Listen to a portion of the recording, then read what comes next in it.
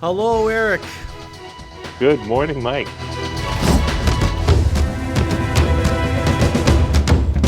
How are you doing? I'm good. How are you doing? Great.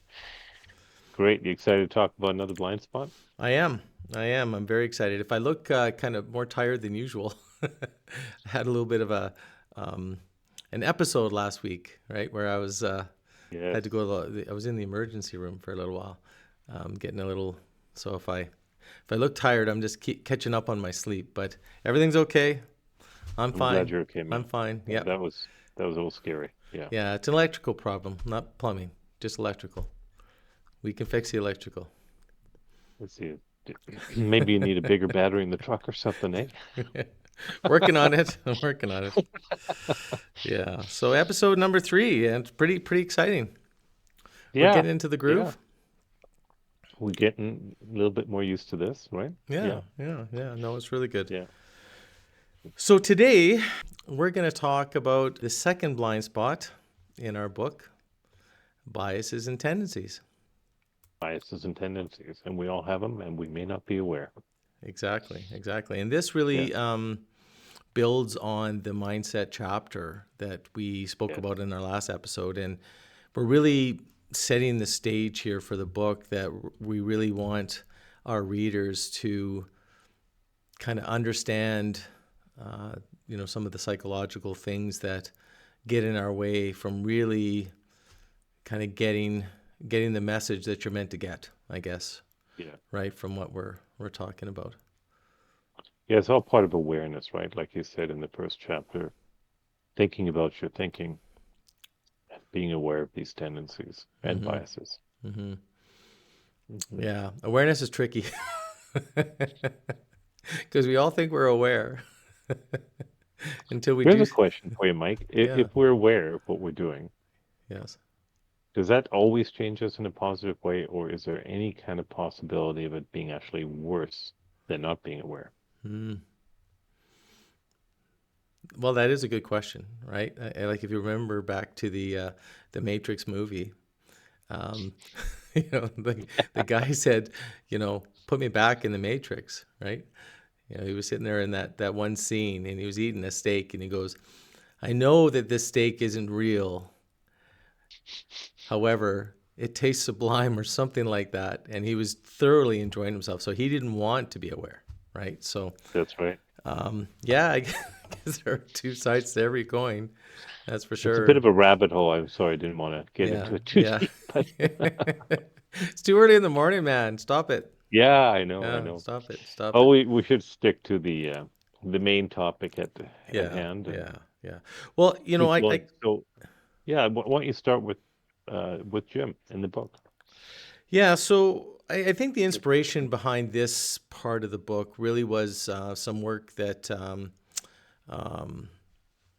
a fellow by the name of Robert Cialdini had done with regards to persuasion. I think was his book. Influence. Maybe that was what it was, but it was Robert Cialdini. Maybe you can look it up there, Eric. It should be in the footnotes. And also Yeah. a speech that Charlie Munger had given with regards to, you know, um, the psychological distortion or misrepresentation of human beings or something like that. And it's very powerful. And so we kind of highlight a few um, subjects in the book that kind of get people to understand that they're just basic human um, tendencies that we all get caught on. And if we don't watch it, it could create situations that, just don't work out the way we want it to work out. Yeah. It's like a trail through the forest. It's a path we set in our minds and we do it Mm-hmm. over and over again. Mm-hmm. Yeah. Mm-hmm. And it takes effort to get out of those grooves. Just on Cialdini Influence, the Psychology of Persuasion, New York, 2009. So, There you go. There you go. I got a couple of the words right. I just didn't put them all yeah, you did it together. right. Yeah. Yeah. Um, yeah, and Charlie Munger, unfortunately, just to add to that, he just passed away, I think last week it was, Yeah. 10 days ago, something like Yeah. that. Yeah, he had a Sad, huh? Because he was, great career, great life. Yeah. Amazing individual. Yeah, like he was they were planning his 100th birthday. Yeah. Yeah, Yeah. yeah. So Yeah. he's pretty darn close, and it's kind of interesting, again, not to go too far down the rabbit hole. Um, I'm positive that Charlie Munger would have given up everything that he had in that moment to have another 50 years. 100%. Yeah, He would have done it with a smile. yeah, Yeah. yeah. It just gives you some context. There's some TikTok videos that go on where they talk about I'll give you $2 million, but you can't wake up tomorrow. And they're like, well, okay, then waking up tomorrow is worth more than $2 million, right? So That's a really good point. yeah, Yeah. yeah, Yeah. yeah. Well, we'll kind of go through a few of these. Okay. We'll talk about them, and then we'll kind of maybe add a little bit of our own flavor, if that sounds okay. Yeah, that sounds great. Yeah. So the first Um, one we have in the book is denial, just flat out denial. And you, you being in the markets as long as you have, um, you've probably seen a lot of denial. yeah, a ton of it. Very much. Yeah. Yeah. And that doesn't matter whether people are participating in the markets in a short term or a long term or retirement format. People don't want to crystallize losses. Mm-hmm. They see it going down. There's Mm-hmm. probably people still holding Yahoo at $400 a share from 2001 because it's not a loss until we sell it. Yeah. That is an extreme form of yeah, denial. That's for sure. Hmm. Yeah. Yeah. And yeah, it's just kind of and how do we combat that? Maybe from a investor perspective, Eric, how do you, when you were in that world, how do you combat that? Like how do you have that conversation? Well, it's the capital isn't useful to you if it's not growing. And if it's going backwards, then as we know, we've seen numbers like if you lose, let's say 5%, you definitely need to make more than 5% just to get back to square one because your capital is now lower. So if you're sitting in denial and you've got losses just sitting there, you're wasting time. And we talk about throughout the book a lot of times how time is not really our friend in many scenarios when it comes to finance, Mm-hmm. and that the denial factor really feeds into that a lot. Mm-hmm. Yeah, I guess it goes to speak that, how we're looking at, I guess, that asset. And it's a there's many assets, I guess. Ideally, I guess, if you're getting proper diversification in that basket. And you look at some of the bubbles that we've been through, right? Like the tech bubble, the .com. And there's some companies that make it, like you've got the Facebooks and that kind of thing. Yeah, And you have some that don't. yeah, And you know you gotta when you're seeing the trend, you gotta get you gotta kind of take it on the chin and reallocate your resources to other assets that have more potential, right? yeah. And Yeah. when it comes to the market too, the industry in general tries to discourage timing the market, right? They try to just, okay, stick with it, keep reinvesting when the markets are down. And that in general is not a bad idea, but I think the moment you put money in and the moment you have to take money out for retirement, by nature, you are timing the market. So there Mm-hmm. has to be Mm-hmm. some consciousness about how are you timing it Mm-hmm. ultimately? Because Mm-hmm. there is a timing involved. The money is not the advisor's money, it is the client's money, and it's there to do something with their life and enjoy life. Mm-hmm. So there's a timing variable involved, no matter what advisors may or may suggest.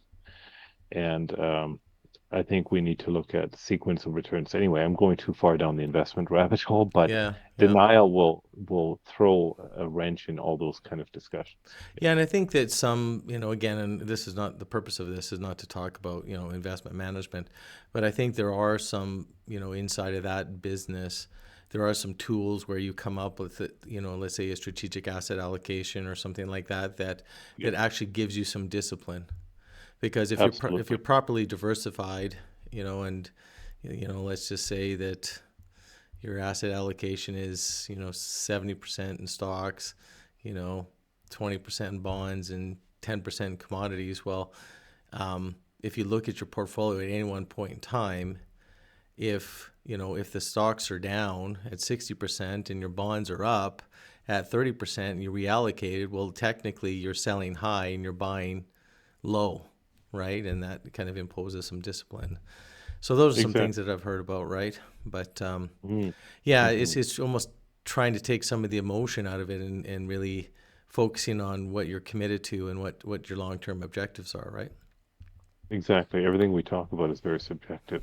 Hmm. So the Hmm. timing and the sequence of return, how old are we when we're looking at these points in the market, and yeah, Hmm. Hmm. these are very subjective and they should be disciplined decisions, like you say, Hmm. without Hmm. denial. Hmm. Yeah, looking Yeah. at it straightforward. Yeah. Another one is consistency and commitment. Now, this one is really interesting because it's kind of like when we look at when we act outside of something that's consistent, we're actually seen as being wrong or you know Illogical. Yeah. illogical. Yeah, and but what can happen though is that if you consistently do the same thing, those grooves get very, very deep, and and then it can actually, that consistency and commitment can actually cause real problems, and we see this in some of the some of the I guess some of the themes inside of our industry where advisors are talking about a specific strategy, right? And one that's very popular right now is bank on yourself or infinite banking. And it's that consistency and commitment to that narrative that is just, it's the old, this is one of your favorites, Eric. I'm going to set you up here, but it's the old hammer and nail, right? Come on, give it to me. Yeah. Everything's a nail. When you're in hammer, right? That's right. Yeah, and so it's really having the ability to actually receive new information and to look at Yeah. things and actually evolve and to integrate information over time. Yeah. Because I again, when I was starting into this industry and really kind of had to relearn a whole bunch of things because from an accountant's perspective, those grooves were deep.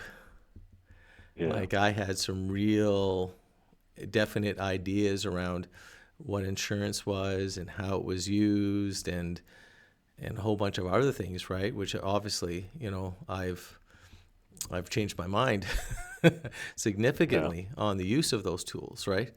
And Totally. it's really just being open to what ideas are being presented to you and and just and just learning, right? I guess maybe having to, you know, um, what do they call it? Like a monkey mind or like a baby's, like a perspective, like just be open and curious, right? Just to see what the Be a possibilities blank are. slate. Yeah. Yeah, yeah, Be yeah, willing to hear it. Yeah. I mean, yeah. I agree with you.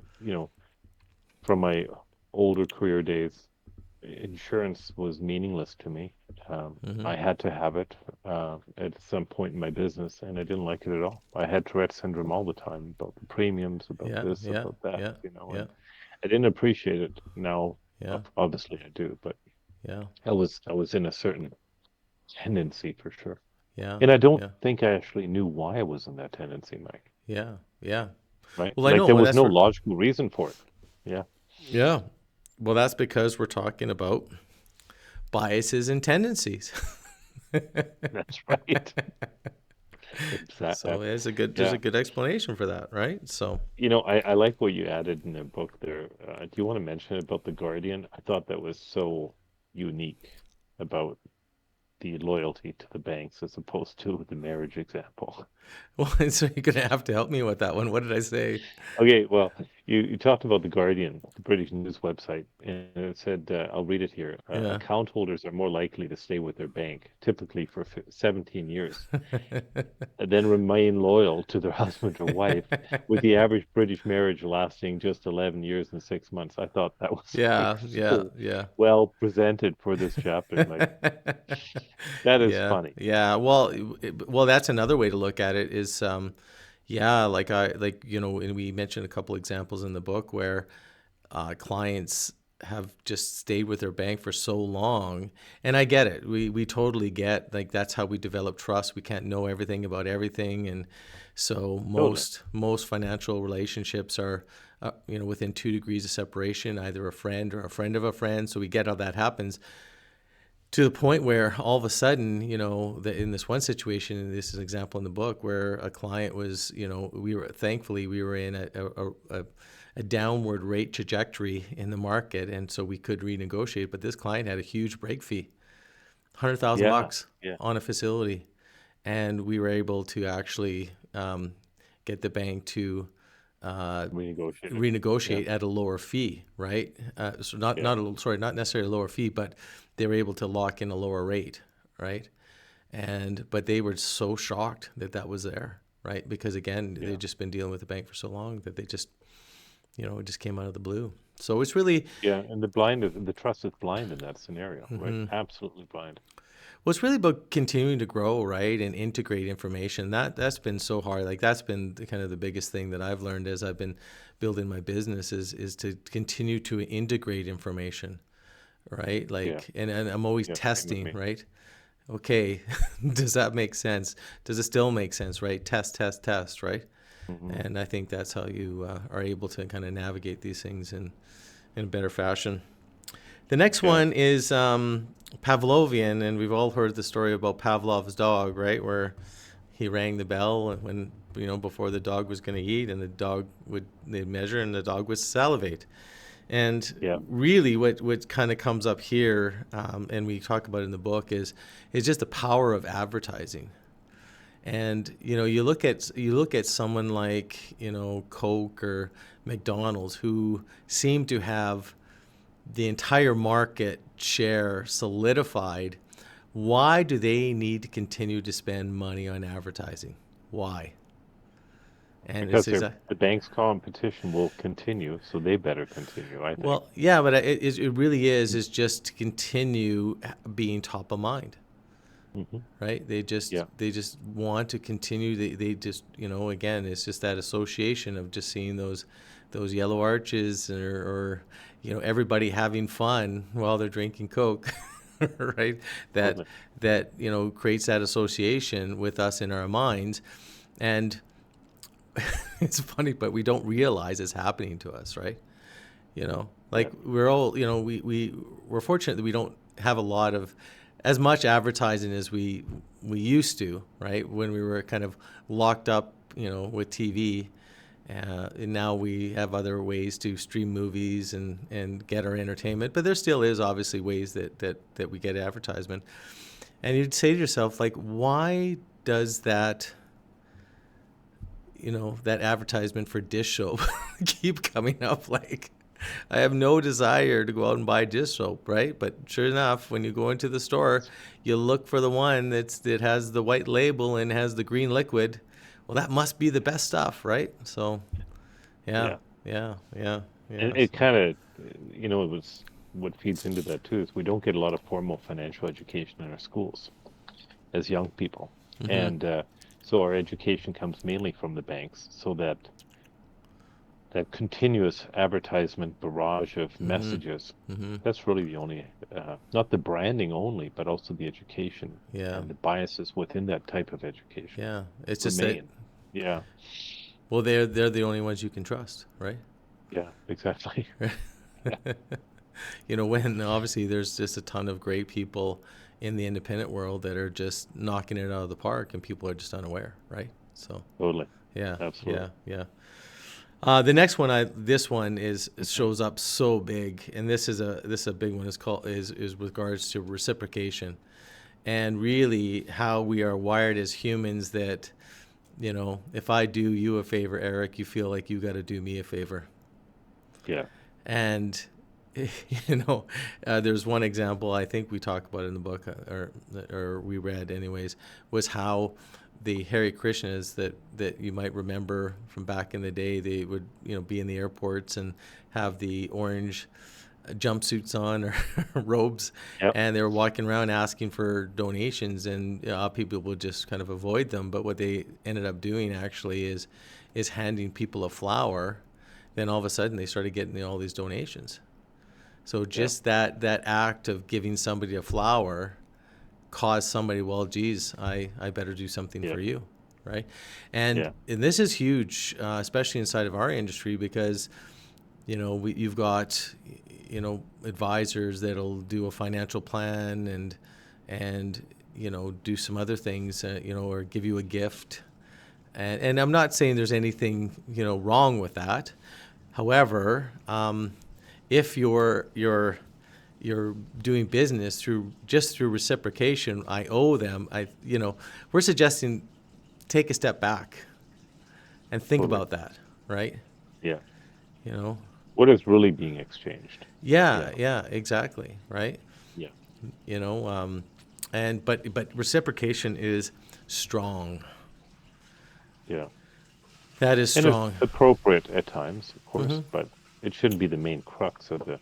Yeah, but like a Yeah. lot of times, I don't think people understand how strong or how hardwired we are for reciprocation. Hmm. Hmm. It Good is point. it is Yeah. very, and this goes back to, when we were in the village, and you know what? If I don't share my meal with you, Eric, and you catch uh, the antelope tomorrow, then you ain't gonna share with me, and so it's just a matter of time that who's ever the better hunter is gonna live, and the other one's gonna waste away, right? So I better share, and it is like if people can just sit back and just look at when somebody asks them to do something, um, and the desire to give back, and just see how strong that is, it'll be quite shocking. And Yeah. What comes to my mind, Mike, on that is where's the difference between reciprocation and manipulation, oh, for sure. Well, right? yeah, Because yeah, the yeah, strengths of the community were founded on reciprocation in a positive way, I think, for the most part, for absolutely, survival reasons. But yeah, when does it become manipulation, right? yeah. Well, no, Cialdini Yeah. talks right in his book is that you know the dark arts that are discussed in that book can be Hmm. used for good or for not so good, right? And Yeah. so, yeah, of course, there's people that have obviously, used reciprocation as a tool to Yeah. advance their own agenda. Which, again, we're just trying to just raise awareness around that. Not that in particular, but just we're really trying to get people to look at kind of how thinking about their thinking again, right? Yeah. Right, Exactly. and looking at that What's hardwired. pushing you into certain behaviors? Yeah. Yeah, yeah. Um, the next one is really interesting. It's social proof, and when I got into this industry, like you start seeing all these things. Like I never saw them before, right? But now that I'm in the industry and I'm involved more in sales, um, you have all these people on your website that are saying, Mike is the greatest person ever, um, and I agree with them. Why but fight it? but why? Yeah, exactly. Why fight? But it's that social proof to say, hey, I had a good experience with this person, and hey, I had a good experience, and and I think there's some examples in the book where Aaron Rodgers is saying that, hey, I use Geico, or I use this insurance, and there's some star power behind that social proof, right? Yeah. And it's like we look to others to say, hey, should I do this? And that's another one, Joey's right? doing it. Samuel L. Jackson is doing it. We Yeah, should. yeah, yeah, Yeah. yeah, yeah. And and they've actually shown around accident scenes and things like that where people will just not help until someone goes in and starts helping, right? And then everyone will start helping, right? We're just looking around. Initiation is always the first step, is the hardest. Yeah, Yeah. but everyone's looking around to say, okay, how do we? They're looking for social evidence to say, how do I deal with the situation, right? And again, Totally. it's yeah, it's neat. It's neat when you sit there and think about it. Yeah. Yeah. You know, Yeah. Good. just Yeah. distortion of Good reference. perception. The Yeah. one I like here is distortion of perception is where the real estate agent, has a house they really really want to sell. So they go out and they take you to two houses that are drastically different and are in very poor condition for the same price. And then all of a sudden you show up at the house they really want to sell, right? Yeah. And you're like, wow, this is a great deal, you Yeah. know? And Kind of creating contrast for a yeah, reason. and Yeah. comparison, right? In comparison. Yeah. Yeah, yeah, Yeah. yeah, That's a really interesting one, actually. I don't think I've actually even thought about that a whole lot throughout my career. yeah, yeah, Mhm. yeah. And there's other obvious, examples where, you go to the used car lot, and they show you this, clunker over here, then they show you the other car, right? We like to compare, right? And Yeah. get, And if we have choices, we feel like we're in control. yeah, But what kind of yeah, choices? Yeah. yeah, yeah, yeah, If I yeah, know choice A, B, and C, that's great. But yeah, what if there was E and F that were even better, yeah, right? yeah, yeah, yeah. Yeah. No, true, true. Um, Bias Math. against math. Holy moly. Wow. Like this one, we could write a whole book on this, right? Because we see so much of this inside of our industry, right? Oh yeah. Yeah. Yeah. Yeah. Yeah, we're just not good at doing math. And Yeah. and as Todd Langford talks about in his truth concepts and his seminars, is the big factor that people forget to think about is the factor of time. And that gets lost in a lot of these calculations that people look at, right? Yeah. Is the factor of time and how time factors into these calculations. Yeah. And there's just examples everywhere. Like, you can see when, people are trying to calculate exchange rates, and they think they're getting a good deal, but then they realize that they calculated the exchange rate the wrong way, right? Right? We've all But done that also one. highlights, yeah, and the math thing I think highlights really how emotional we make decisions, how often we make decisions that are not based on logic or mathematics, Hmm. Hmm. right? I think that's a flip side Yeah. Well, of and that. we really highlight that in the financing chapter, where we're kind of going on, and we're talking about like the 30-year versus a 15-year mortgage, Mm. and where everyone thinks that, absent, rate differences, which there might be, some rate differences between the two, but all things being equal, right? There's no difference between a 15-year mortgage and a 30-year mortgage. And somebody Yeah, might that's say, a big illusion. yeah, Yeah, and people say, what are you talking about?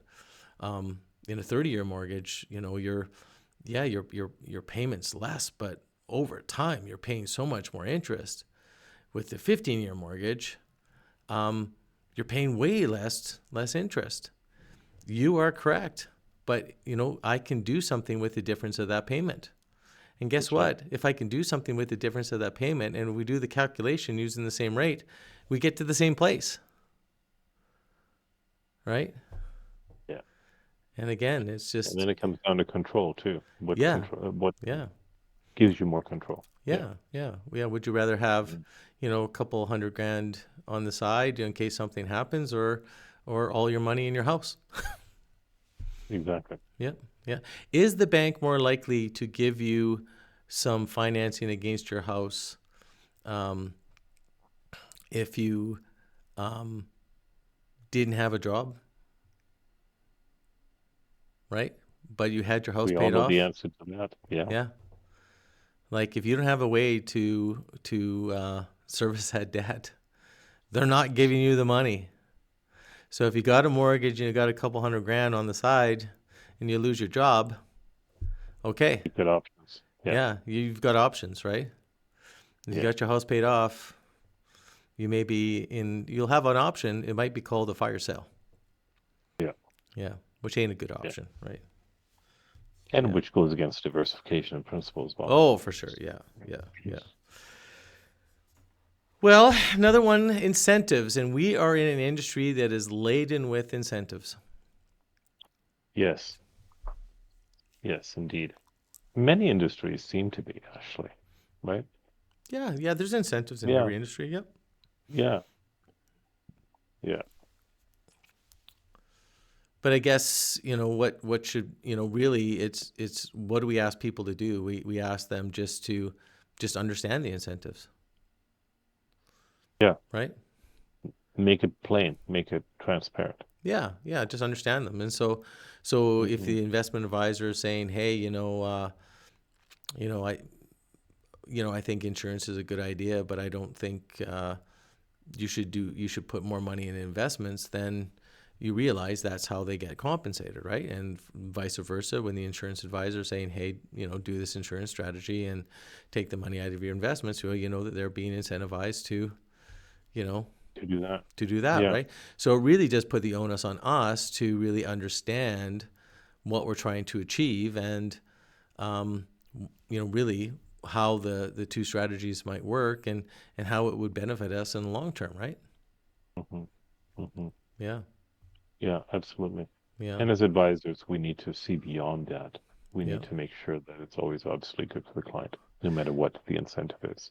Yeah. Well, you and I, and we're not alone in that, right? There's lots of good advisors No, out there, but many of we us. really Yeah. discuss how we get compensated, and we discuss how others get compensated, and we really talk holistically around our recommendations, and to Hmm. allow people to have a choice, right? A powerful choice. Yeah. And Yeah. understand the Yeah. differences, Yeah. the whys, Yeah. yeah, and Yeah. the But features, again, benefits. without understanding that, right? You're really then getting into those other things. So if you don't necessarily understand the incentive, and like in this industry, in the financial services industry, there's a lot of very charismatic people. Right. Yeah, Yeah. everybody knows how to talk. They're very friendly. They're very, right, because you have to be, right. You're in a people business, and and so really, are you making your choice because, hey, they're really nice, and oh, my sister went to school with them, versus, is this a good idea? Does this strategy work for me? Do they really understand my goals and what I'm up to? Exactly. Right? Yeah, and the industry is very territorial. So the investment advisors want to keep that money under management, no matter Yeah. what other good ideas that may exist. And the insurance guys, if that's all Yeah. they do, they just talk only that Yeah. Yeah. nothing Yeah. else has a value. Yeah. Yeah. And we don't So want to come yeah, across being as aware. Yeah.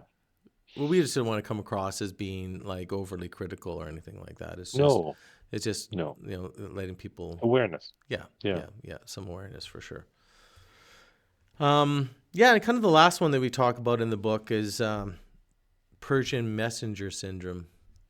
And you were saying that you've never heard of Persian messenger syndrome. Not by that label, no, not before the book. And yeah, it's so true. Yeah, well, it's Investment advisors don't want to talk about things. Well, the market is down because of ABC, and I yeah. kept you in Microsoft because, I'm emotionally attached to this stock. You know?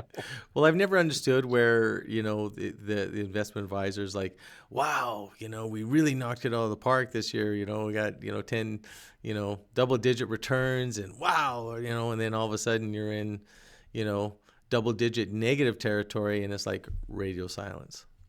Yeah, Hmm. exactly. Well, if you're responsible for the one, aren't you responsible for the other? And are we even responsible? Well, that's it. And I don't, right. I think that Yeah. again, there's some definitely the cyclical nature to the markets and what goes on there. And yes, you can make some intelligent choices around information. And we talked a little bit about strategic asset allocation. However, you know, time, it's a function of time, and it's a function of how to properly allocate your assets and resources, and just being able to stick with it. And knowing when you want to harvest. Yes, yes, yes, yes, Yeah. yes. Yeah, for sure. So what's the answer, Eric? What's the answer? What's the answer that we give to people for all this stuff at the end of the book? What's the three letter magic word? Might have to look. I'm actually You have not might have sure to what look at you're the referring book. to right Might have this to look at minute. it. It starts Yeah, with an A, financial science class. starts with an A, ends with a K, and there's an S in the middle. I don't know right now, Mike. I I don't gave you know the what to answer, think here. man. I had a couple ideas in my head, but I'm adding up the letters, and that's not what he's referring to. A So, S K. oh, of course, ask, which is the next part of the book, right? Yeah, Yeah. yeah, No, yeah. awareness. I was thinking awareness, being aware of your own self. But yes, when it comes to advisors, these people always need to ask good questions. And that is the antidote. Yeah. Is to really just be able to and just continue to ask questions because we're not very good at dealing with a lot of these issues that we talked about. However, we are really good BS detectors as humans. And if you That's ask right. enough questions, you'll kind of your spider sense or your radar will pop up, and then you'll say, "Hmm, you know what? I need to think about this." Right? And then maybe you'll go Yeah, interview someone else and continue to ask, similar questions and really get a sense for who you want to do business with. exactly. And you know what, like we talked about before, we don't really get a lot of teaching on finance through school. Mm-hmm. So if we're being conditioned by the banks and everything else through media, until we actually sit down with advisors and discover what they can offer for us and how it matches with our priorities, this asking questions should be so encouraged by every advisor. In my opinion, there is no stupid question, No, you no, know. no, And no. if you're intimidated by the mathematics, like we talked about as well, Yeah. ask, ask, ask. Yeah, Yeah, ask. Yeah, yeah, and ask, and yeah, then yeah, take it home, right? Take it home and yeah. look at it, right? And sit with Or it. talk to your Absolutely. accountant, or talk to someone else who can explain it to you in a different way, right? Someone who's not maybe as invested in the process, and a good advisor is going to totally encourage that process, Yeah, right? yeah. They And want you. understanding why the advisor, uh, because in finance there's so many sectors and so many areas like insurance, investments, and there's other areas too, even the lending specialists. It's good to know why an advisor chose that particular area, why they're Mm-hmm. passionate about Mm-hmm. it, right? Mm-hmm. You and I are passionate. You came from a totally different area of finance, money, and accounting Mm-hmm. to this. Why, right? That would encourage people to listen to you because your passion will open up a lot of Mm-hmm. possibilities, I think, Mm-hmm. for them. Mm-hmm. Yeah, Yeah, and then you'll really you get an opportunity to see what they what they specialize in as well, and maybe yeah, in other areas of the plan that you might need to bring in other help, right? yeah, And that advisor should totally be willing to work with other professionals to pull it all together, because as we say in one of our other chapters, right, you need to build a team around you, yeah, yeah, of and feel good advisors. about it, and Yeah, but also know why you're doing it, being aware of what your yeah, choices are. yeah, Yeah, yeah, yeah. yeah, Awesome, awesome. that's really good. Well, Eric, it's late. It's late. Yes, it's late. I've turned it into the dark mode. this is And our this is our outro screen, right? This is the like, outro. yeah. Turn Yeah, out the I love. lights. I love how at the end we've got here, the important thing is not to stop questioning. Curiosity has its own reason for existence. Never lose a holy curiosity. Don't stop to marvel. Albert Einstein. I think I think that so feeds into what we've already discussed in the last two chapters, right? Being aware, being curious, Yep. trying to understand your own thinking, trying to understand the advisor's approach and why they do what they do. They really come together well for the next steps forward. Yeah. No, for sure. Yeah, Yeah, and just kind of going forward, we're going to continue on that theme for a couple of more chapters until we get into the real meat and bones, the numbers, the stuff that I like to do. Um, but again, it's so important that we set the stage here and just get people empowered around their thoughts, and really being able to take on the challenge, or get excited about the possibility of creating a new future for their life, right? And yeah, and that's what we want, really, right? That's what we want for Yeah, people, is to really create some new possibilities for themselves. So exactly, Mike. Yeah, yeah, yeah. yeah. All right, my man. Well, we're closing in on 40 minutes. I think Sounds like about a good timeline for this topic, right? yeah, I Yeah, think so. I think so. yeah. And yeah, looking forward to next week, where we'll talk a little bit about why we don't do things when we should do them. Procrastination. Procrastination. Yeah. Yeah, yeah. The next blind spot. I look forward to that one. That's a good one. I think everybody can relate on some level. Absolutely. All right, my Yeah. friend. Have a wonderful Thanks so rest of your much. day. You See you too. soon. Talk soon. Bye Yeah. bye.